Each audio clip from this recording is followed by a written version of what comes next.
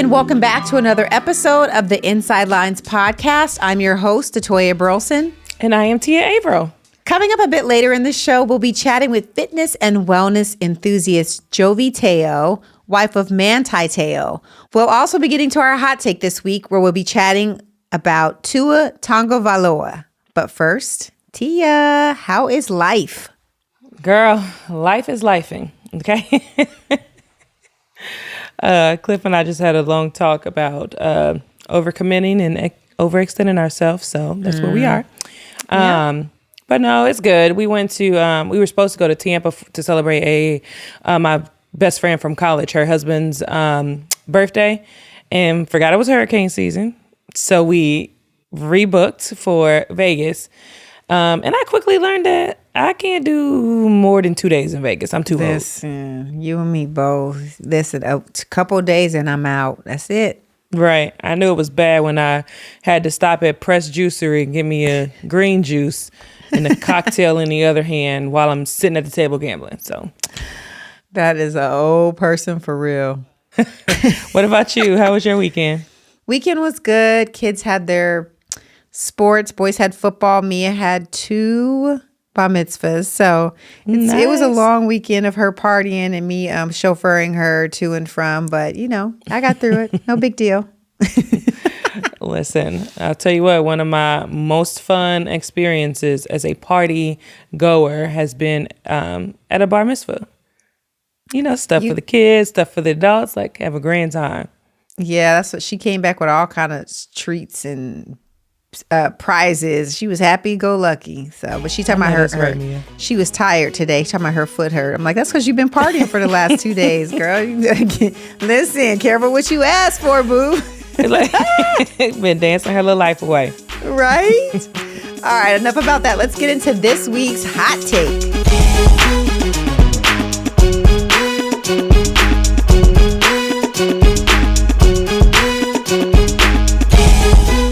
All right, y'all, it's time for this week's hot take. Tia, what we got? Well, this week, it's not even really a hot take. It's more of us sharing our thoughts on this hit that Tua Tagovailoa, I think I pronounced it. We're going to roll with it, okay? Yeah. So, for those of you who don't know, Tua is the quarterback from the Miami Dolphins. This is his 3rd year out of Alabama. And last Sunday, he sustained a blow to a head versus the Bills. Now, after he got hit, he stood up, started shaking his head, almost like shaking cobwebs out, staggered a few steps, and fell to the ground. Now, he was out the rest of the game. I think it was only a few more plays because it was toward the end of the game. And him, as well as the team, they said that it was a back injury. Now, for those of us watching, we knew it was a head injury, but, you know. So the Dolphins actually had to turn around and play again on Thursday night, so just 4 days later. And during that game, he was sacked, and he barely hit the ground, which I know, you know, if you were in the moment, it happened a lot more harsh or faster than we were able to see. But he hit the ground and he went unconscious. And the cringy thing about the entire experience was watching his arms stand like perpendicular to the ground. Yes. And then his fingers they were curling. Exactly. Like my flesh started crawling. Like I felt so bad for him. So, of course, he was diagnosed as having a concussion, and this sent like the entire NFL community ablaze because people are wondering like how the heck was he even cleared from Sunday through concussion protocol for him to play on Thursday. So, Atoya, what are your thoughts on this entire situation? My thoughts are, he should not have played. Mm-hmm. Everybody saw it, and listen, people that wives, family, people that are around the NFL, they know from that first time he suffered a concussion that he should not have played 4 days later.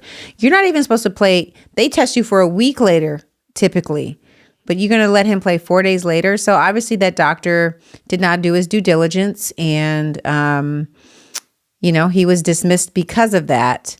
But I just feel like okay, so there's like a silver lining. Obviously, this was terrible that it happened to Tua, and I don't wish that on anybody. I've been in that position where, my husband was hurt and I'm sitting there waiting, trying to find out if anyone's going to call me, if I can, see him, so on and so forth.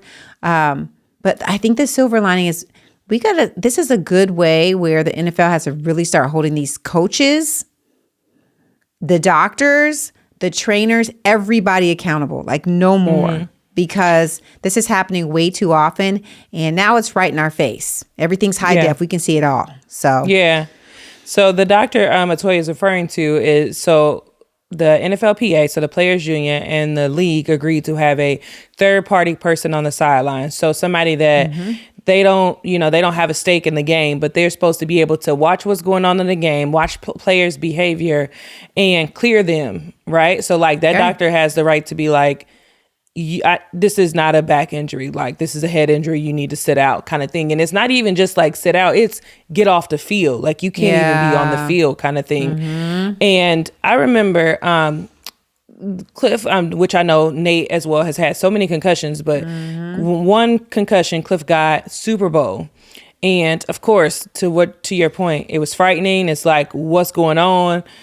Go down there. Is he okay? Is he okay? And, they even said, they were like, okay, if the Seahawks win, you can't even go out on the field and celebrate with your teammates kind of thing. Right. So like when you think about things like that, like, this head injury business, like all this stuff that's happening there is serious. Right. And so for them to see this man, I was about to call him a baby because he's still so youthful, like walking and staggering and like the way his hands crippled up, like on that field for Thursday night, like that was so unsettling. And to your point, I'm glad that people can really see how brutal this game is, and second guess how you take care of your players, because all the players have in the back of their mind this whole next man up.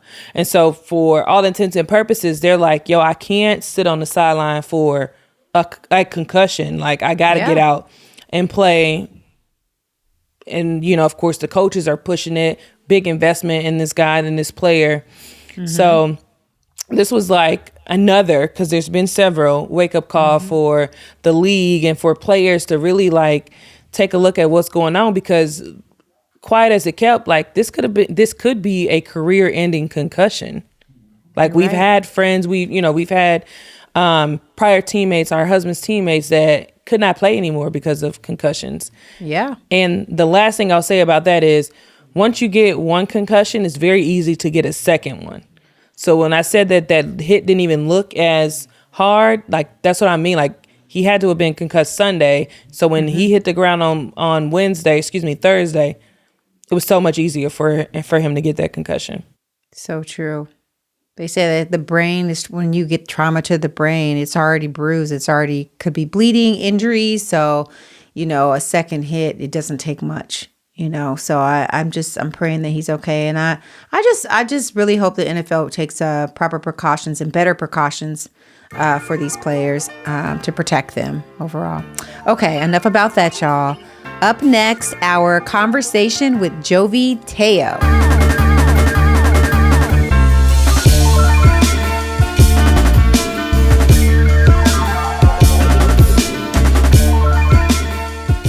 On the show today, we have fitness enthusiast Joi Ta'o, wife of Notre Dame star and NFL veteran Manti Ta'o, who played in the NFL for 8 seasons.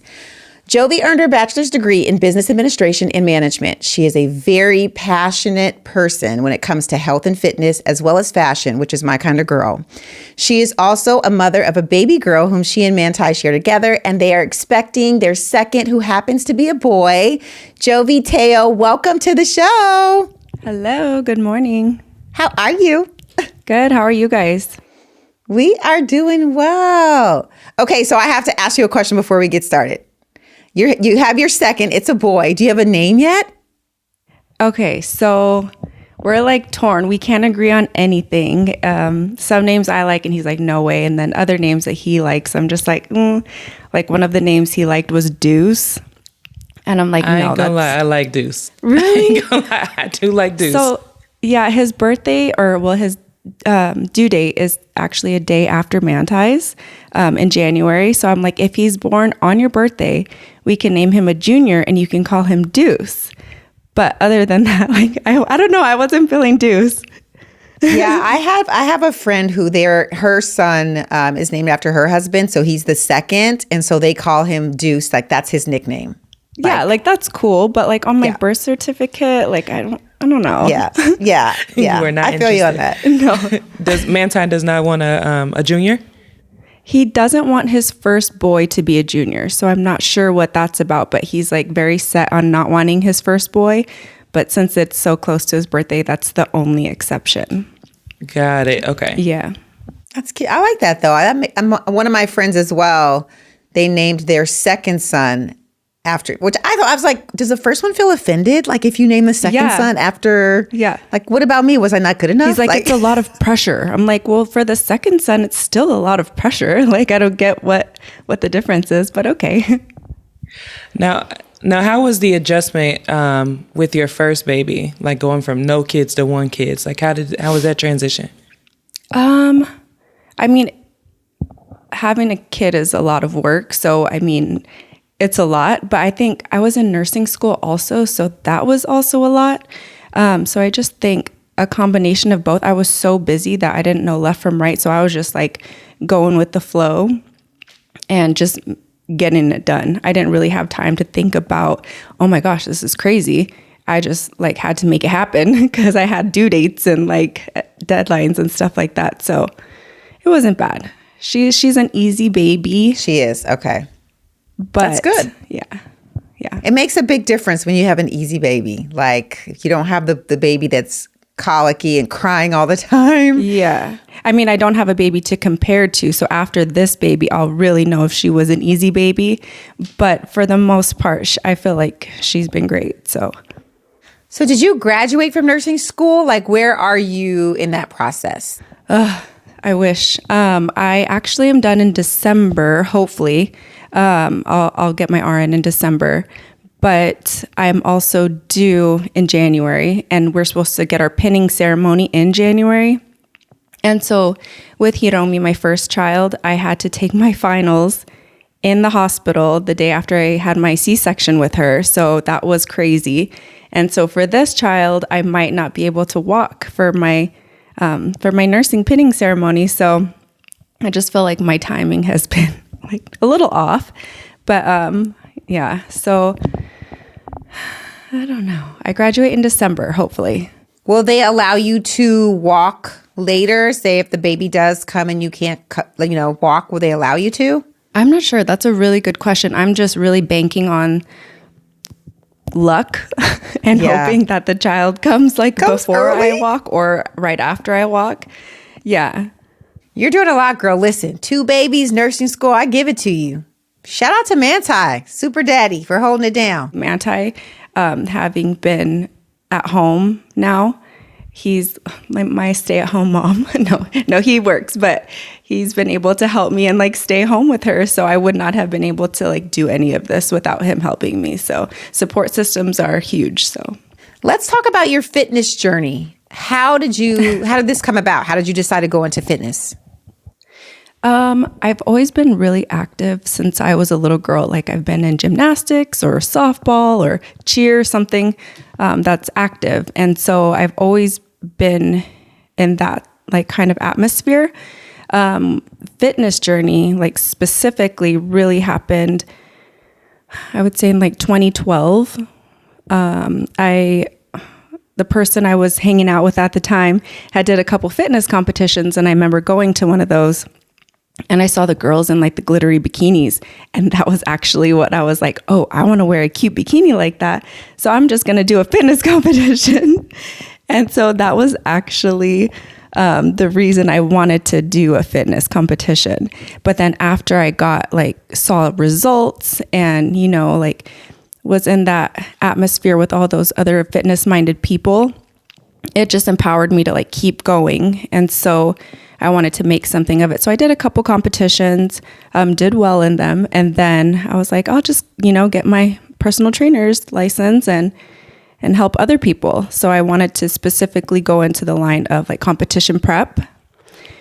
But the area of San Diego I lived in, it wasn't really like heavy into, well, it was saturated with other coaches, first of all. So I was coming into the game late.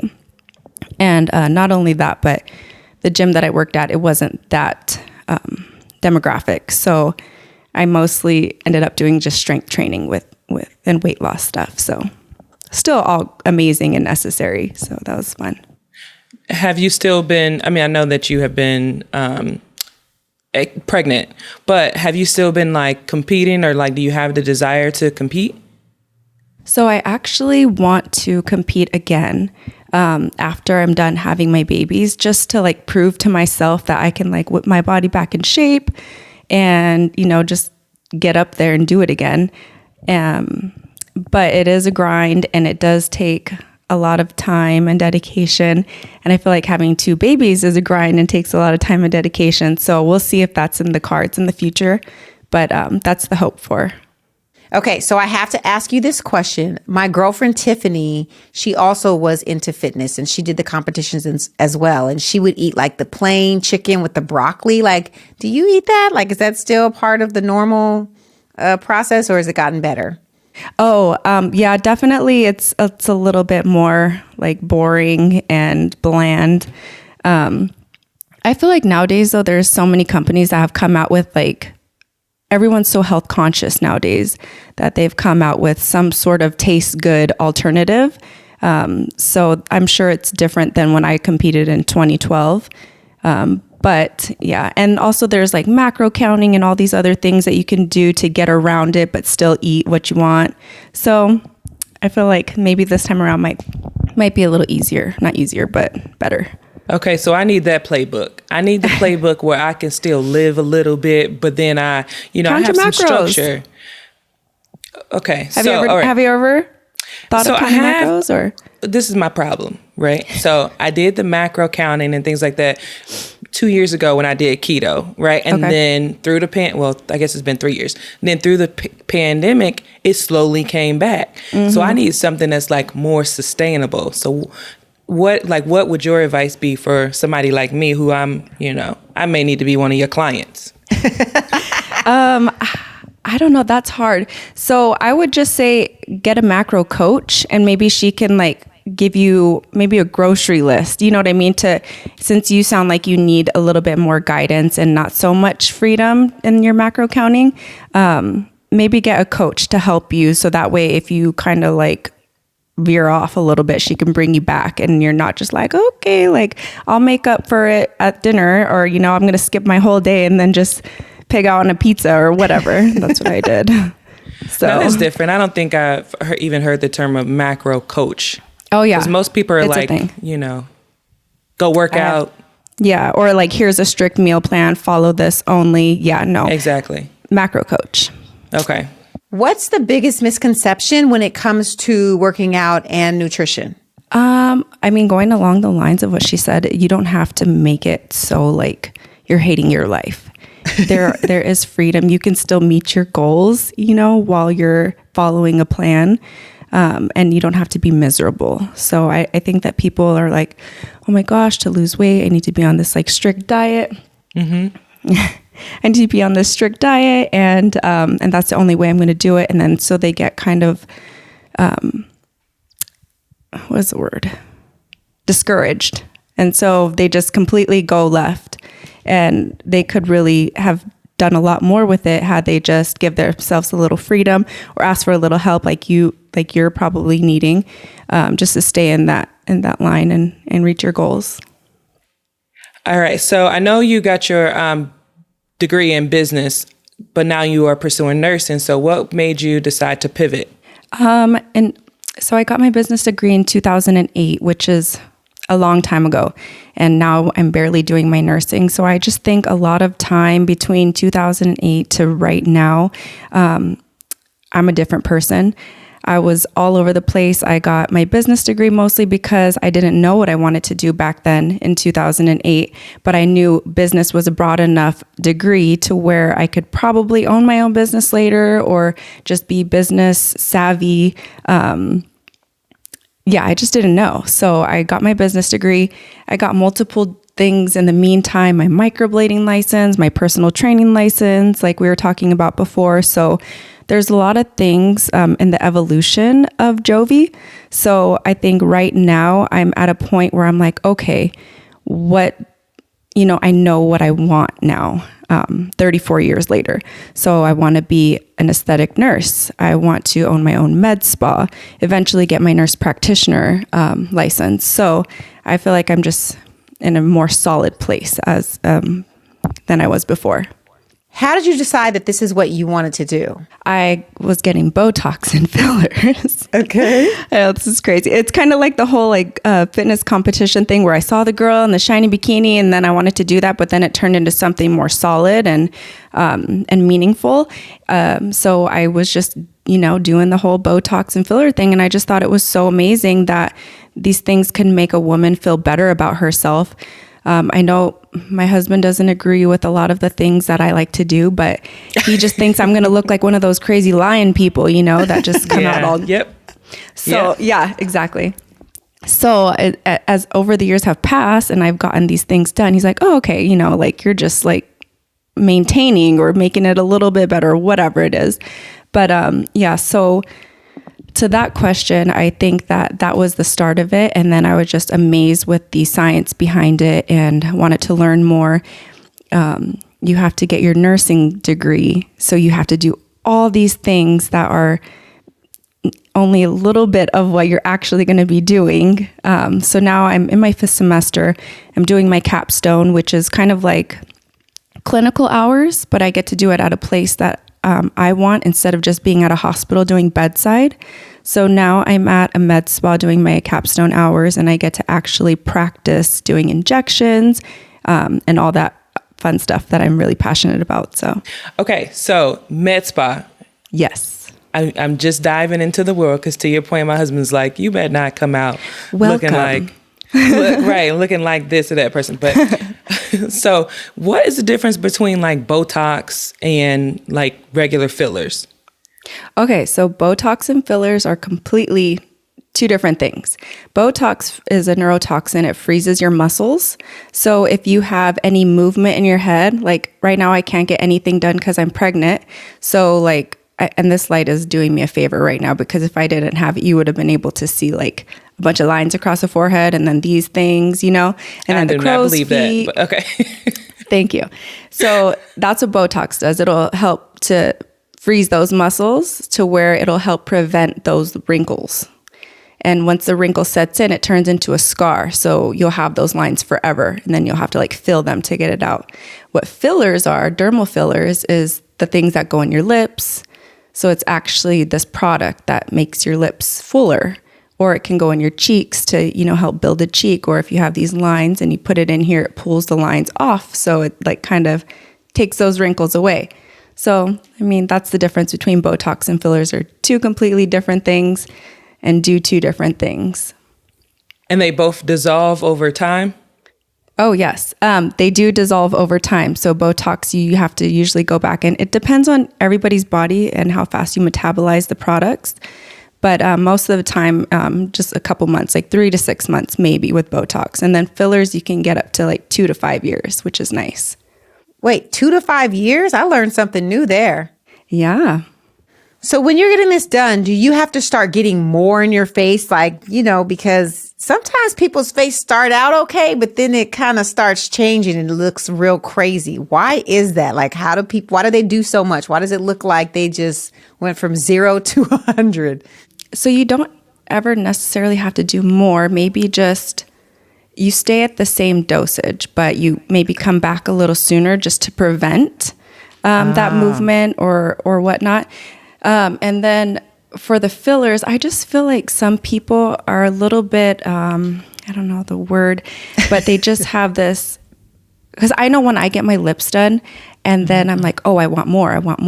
It's not necessarily that they went away or anything like that. I just feel like, or when people get tattoos and then they just get addicted and want tattoos. Yes. I think it's more of that, not necessarily needing more. like some celebrities, they would have probably just been fine when they stopped and you're like, oh, she looks great. And then you're like, oh, she did too much. Like there's always that fine line when you can go over it and then you're done. Just kidding. Yeah. No, you can get it dissolved or just let time pass. But there is that point where you're like, oh, she did a little too much. When the lips go down, do they get wrinkled because they've been stretched more from filling them up? If you overfilled them, that's a possibility. Okay. Most of the time, it's going to be those lines around the mouth, like those or like smokers or whatever. Mm-hmm. Those will be more prominent, but your lips aren't going to like be all stretched out wrinkled. And like extra skin. Yeah, no, it's just going to be that skin around your mouth. So, but that's only if you like overfill it all crazy. And I don't think you'll do that. So I was definitely picturing, you know how when you nurse and sometimes your boobs, well, a lot of times the boobs just get, like get stretched too far. Yeah. Okay. So what do people put like when people are trying to like feel like under their eyes, like if they have like dark circles or whatever? Is that filler or is that's filler. Botox? Yep. Okay. No, because Botox is only freezing the muscle. So if you have like a hollow area, it needs to be filled. Got it. So that'll be filler. Yeah. I feel this med spa world is just so new. There's so many things. Yeah. It's so overwhelming, honestly. So just start with like the Botox just for upkeep. Mm-hmm. And then, you'll then go fine. From there. I do appreciate the fact that you're, like you said, your desire is to open up a med spa. You do have a lot of people that open it up and, become owners, but they don't have the background, the knowledge like you were doing. So I like that you're like, okay, there's stepping stones to get to what it is I want to do. And the most important thing is becoming an RN. So that's awesome. Yeah, no, there's a lot of, it's scary to like have needles in people's faces. So I'm scared there are people out there that, just go to this 1-day class and then they're certified to put needles in your face, and that's terrifying. So I definitely want to make sure I know the full anatomy, what can go wrong, what can go right, all these things before I'm touching anybody's face, because that would be the last thing that I ever wanted. So for those that want to know, we want to talk about you and Manti and how you guys met. Okay. So we met in San Diego. I'll be full disclosure. I reached out to him on Snapchat. Like that was back in the day whenever you put your like Snapchat, like username in your bio on Instagram. So that's how like we had each other's Snapchat, and he had posted his cleats like in his locker one day, and he was like, oh, game day. And then I was getting ready for work, I remember. And then I was just like, oh, okay, good luck. And then he had wrote me back, and then we just like kept talking from there. And it was just good conversation. He wasn't my type. I'll just put that out there. But he like had this swag about him, and he was just like very smooth and cool, because he's Polynesian. I'm Polynesian. So like, I don't know, it wasn't my thing. But after like we got to talk and stuff like that, I was like, okay, he's pretty cool. Like we'll see where this goes. And nice. So he was already in the NFL by then? He was in the NFL. He was in the Chargers. I forget. It was 2015. So a couple years in maybe. Yeah. And then I actually lived in Scottsdale still. And then he was in San Diego. So we had communicated. And I went to San Diego a couple times for like work trips and just with my girls. And so we met up those times and were able to hang out. So when you went to games to support Manti, how was the environment? Like, did you meet a lot of ladies? How was that for you? I think coming into the situation and with Manti's pass, it was like still a couple years just after everything had happened with him. So he was very cautious. I didn't really like meet any of the girls until we were serious. But I mean, they were all cool at the time. I only met like his close friends, girlfriends. He didn't like hang out with a bunch of the guys. He hung out with a couple of the guys off of defense. And then like we would go bowling with all the wives or girlfriends or whatever they were to them at that time. But everyone was really cool and nice. I feel like at that time I was younger and everyone was younger. Fast forward, whenever he was on the Bears, everyone was married and had a lot of kids, and so it was different. Yeah. And I was in San Diego. he took me from Scottsdale to San Diego, and that was amazing. I had the best years of my life in San Diego. And then he's like, babe, we're moving to Utah. And I was like, okay, let's go.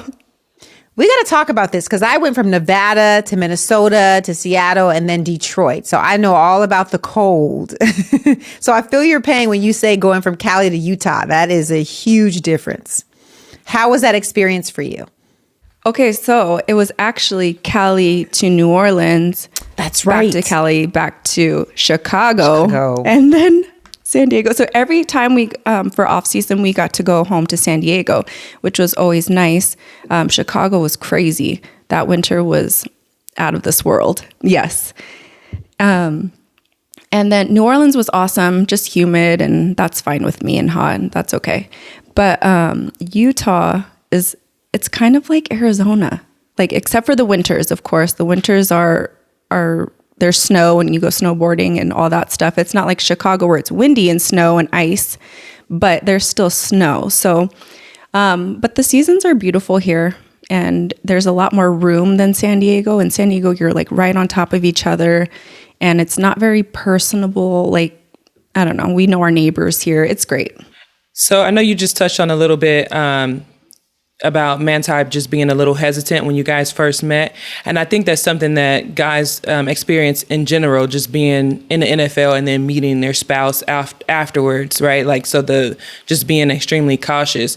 And then you have Manti's situation where he was catfished. How did that affect you, like you and him, like getting to know each other and progressing in your relationship? Honestly, it might have been something different for him, but from my outlook and from my point of view towards him, it didn't really have an effect on our relationship, which is surprising. I'm sure it was different for his family, and I can touch on that in a second. But with him, he's just such a passionate and loving guy that I don't think he goes into things like this person, even with his past and then coming into our relationship, I don't think he goes into things like, this could go wrong. I just think he just goes in and he's passionate about it, and he loves hard, and he's a good person. And so he's not thinking about all these other negative factors that could possibly come into play. And so with me, it was all good. I didn't even really know anything about the catfish stuff until... That's what I was going to ask. Did you know about it before you reached out? I did a little bit, like, obviously, because if I told like my girlfriends and then their boyfriends found out who I was like talking to and dating and stuff, they would be like, oh, this guy with, this going on or whatever. And I'm like, oh, okay, yeah. And then so I obviously Googled some stuff, and he was a baby. Like, he looked completely different. So I have my past too. So I didn't have no judgments on that. I was just like, well, he looks good now. He's cool, and like everything's right. good. So I'm not trying to like dig into nothing when he's not in that space anymore, and neither was I. So how was it meeting Manti's family for the first time? His family is Polynesian to start, right? Mm-hmm. So very strong, family oriented. They're also LDS, members of the Church of the Latter-day Saints. And so those two together is a very strong bond. And so anybody that's coming in that's outside of your circle, it's always like, okay, what's your motive? Or, like, how was she raised? What kind of person are you? And that's their firstborn. That's their son. And then they've also had something really horrible happen to him. So I think that they definitely had their guard up. If you Googled me back then, not a lot of great things popped up. I did bottle service in Scottsdale, so the pictures were a little bit more racy than I'm sure they would have liked. So I think with all those combined, they were just like, oh man, like, we'll just see what happens, And then the first night, I remember he was like, okay, you're going to meet my family. And it's not just like, oh, we're going to meet mom and then we'll meet your sister. Like, yeah, you're meeting everybody at once. And, but my thing is, I'm also Hawaiian, and I also have a big family, and we're also very tight knit. So I know what to expect and how the culture works. And I know that I was raised to be respectful of your elders and, help out if somebody's working or cleaning or doing something like that. You get up and you help. You're not sitting down. And so I think when they came over, it was for a barbecue. And then I just got in there and was doing my thing, but like not even on some fake stuff. Like that's what I would have did if it was my family. And so afterwards they were like, okay, like she's cool. And then obviously like I grew on them, and everyone's always like, isn't it crazy? Cause he has 4 sisters, like 4 Polynesian sisters, so they're just like looking after their brother. But I love all of his sisters as if they were my sisters. So I feel like sometimes they side with me more than him too. So it's a good time. I do appreciate that about the about Polynesian families. My best friend is Pele Bennett, and her husband Mike played. Actually, I think I'm almost certain Mike and Cliff like worked out together in Hawaii with Manti at some point. Yeah, they did. Okay. But to your point, like Pele's family is huge, and everybody's like, they are like come one, come all. Mm-hmm. But they get in and work. They're very close. Like all of that. I really admire that about Polynesian families. Yeah, like they will fight for you, literally. Yeah, right. They will go to war. We'll have for you you. back. Okay, so I want to talk about this Netflix documentary. When you watched it for the first time, how did you feel? So we got to actually watch it with some of the Netflix producers and directors before they like put it out, and I felt different watching it then as I did like maybe like 4 times. I've watched it a lot of times, and the first time I think it was just interesting to see everything together. It was kind of almost overwhelming. Because we filmed it in Chicago. Well, a lot of it was in Chicago while he was with the Bears, and then some of it while we were, on vacation in Hawaii. And so I got to see these bits and pieces and hear these bits and pieces of the story, but I never really heard all of it until that very first time. So I think that first time that we watched it was a lot to take in. But then it was just one time I was like, babe, let's watch it again. And he's like, okay. And so we sat down in our living room, and our daughter was asleep because I watched it a couple more times when she was awake and I couldn't sit through it with her. And so we got to watch it together. And then at the very end, I just started bawling my eyes out. And I think he was looking at me like, you've seen this before. Like, why are you crying right now? But it's so powerful to know that somebody can go through something that intense and like life altering and come out of it as positive and as happy and on top as he is. So for me to just watch him, I was just very proud that he's able to talk about it and just be positive and find the silver lining in the whole story. Because one of the first times that I watched it, I was like, I don't forgive. Like, I'm still offended. Okay. And then he's like, it's okay. Like, that's okay. That's fine. I'm just like, okay, good. Cause that's what it is. But he's very strong. And he's very spiritual and knows himself and what he needs to heal. So I think that he knew that he needed to forgive to move on. And so he's there. Yeah, I feel you on even that forgiving part, because when I watched the documentary, I'm watching the young lady. Hopefully I'm using the correct pronouns. Now, yes. Right. But she didn't seem remorseful. Yes. Right. So at least to me, like it didn't come across the screen. So when you say like, girl, like, I don't know if I can forgive him or I'm upset right now. How was like Manti when you watched him watching it with the producers and stuff, like how did he process that? So we had just moved to Utah. We were in our townhome. So it was a small little living room, and our couches were like in the living room, but he had pulled up a chair to sit like in the dining room. So he watched it kind of behind us. And I just kept looking back to like see if he was doing okay. And at the end, he's like, that wasn't as bad as I thought it was going to be. Like he was pretty nervous for it to come out, And so he's like, that wasn't as bad as I thought. He didn't really have a lot to say on Renaya. You know what I mean? He just was like, he's like, see, like I wanted everybody to be a part of this that was involved. So that way nobody had any questions on anything. At first, they just wanted to have Manti on, and he's like, no, I want all parties in this. So that way the story can explain itself from every angle and not just look like, oh, Manti just like told his side of the story or whatever. Right. Yeah, he wanted to make sure that everything matched up. So he wanted everybody in it. I understand when you say I'm not so forgiving, because I think as women and as mothers, like we're protectors and we want to protect our men. And like, if you feel like someone's not really remorseful, like how can you really forgive? It's hard to. It's a hard position to be in. Yeah.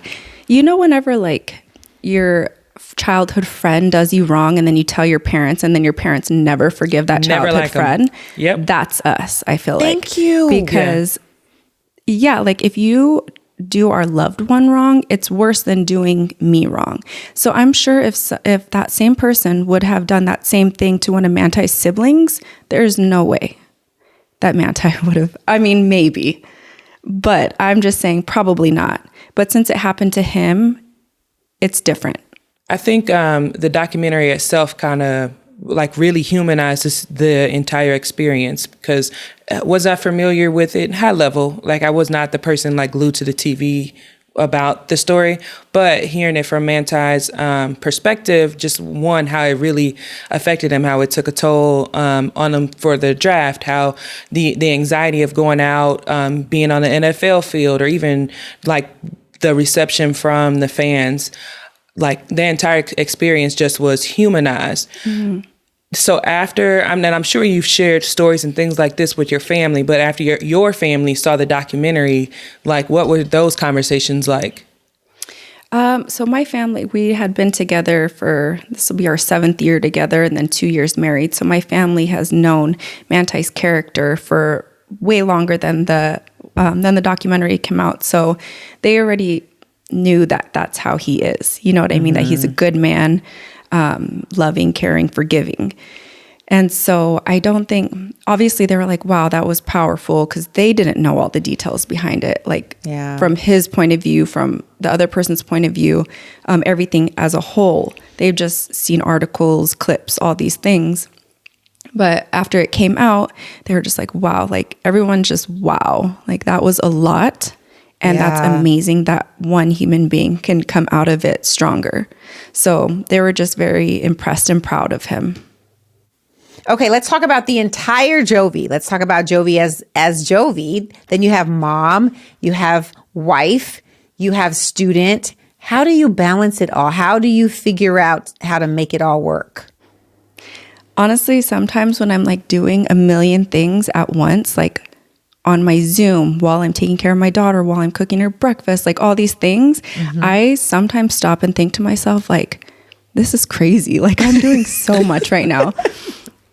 Like I could run circles around people. I feel like that's just how much I'm spreading myself all over the place. Sometimes I need to check myself because I end up getting irritated with Manti or like frustrated easily with things because I know I'm spreading myself too thin. And so for that, I have to take a step back and be like, okay, and almost write out a to-do list. Like, this is my block of time where I can do my homework. This is when I need to do this. You know what I mean?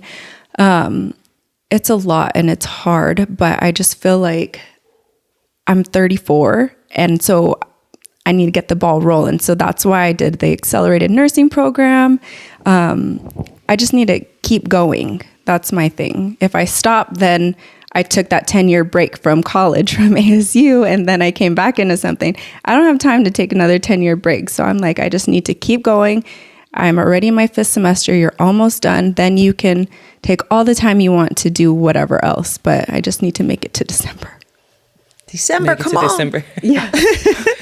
How was the transition for you guys? Because you guys are recent retirees. How was the transition for you guys out of the NFL? I think since he didn't officially announce, I think the transition has been nice and smooth because you're still a free agent, but he's home more. So it's just been really nice to have him here. The traveling was fun. Going to different cities was great.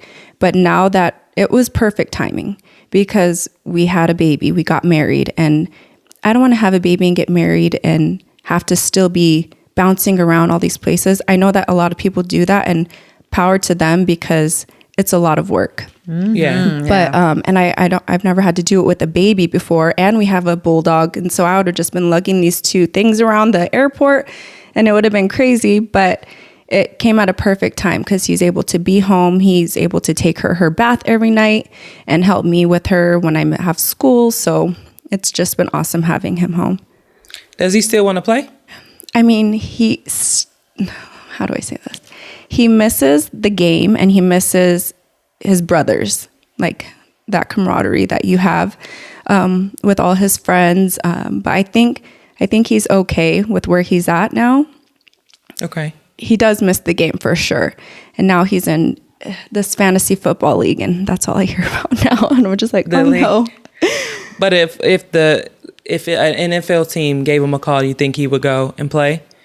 I think a team did, and he was okay. Nice. Yeah.